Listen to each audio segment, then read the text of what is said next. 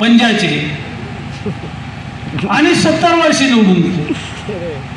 तिथं आमचे जे काही लोक उभे केले होते आम्ही भाजपकडून ते पडले, पण त्यांच्या वार्डात एक रस्ता सिमेंटचा केला आपण आपल्या काळात. आणि आत्ता पुन्हा 1 कोटी रुपये शहरातल्या मुस्लिम समाजाच्या वार्डात दिले.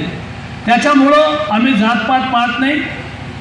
मोदीजींचा नारा आहे सबका विकास, सबका साथ, सबका विश्वास. त्याप्रमाणे सगळ्या शहरात 700 कोटीचे कामं झाले. संपूर्ण आपल्या विधानसभा मतदारसंघात गेल्या 10 वर्षात 7,000 कोटी रुपयाची कामं झाली. मंत्रिपदाच्या काळात 4,700 कोटी रुपयाची कामं झाली. काम चालू आहे. आचारसंहिता लागण्याच्या अगोदर मला डोम झाला पाहिजे.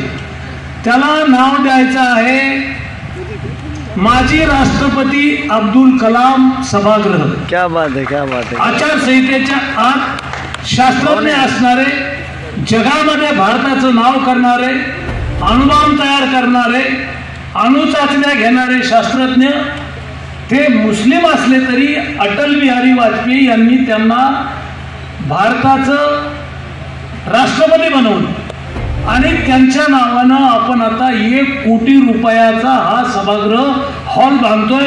त्याचं काम आता 60 लाख रुपये दिलेले आहेत. 50 लाखाचं काम झालंय. 15 दिवसाच्या आत आचारसंहिता आहे. डॉक्टर अब्दुल कलाम साहेबांचा बोर्ड पाटी त्या सभागृहाला लागलेली दिसली पाहिजे.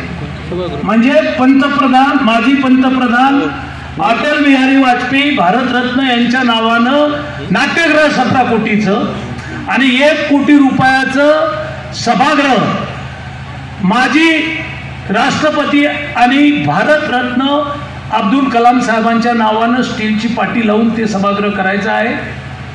अशा प्रकारचे 56 कोटी रुपये पाणी पुरवठा योजनेला दिले. 45 कोटी रुपये शहरातल्या भूमिगत गटारला दिले.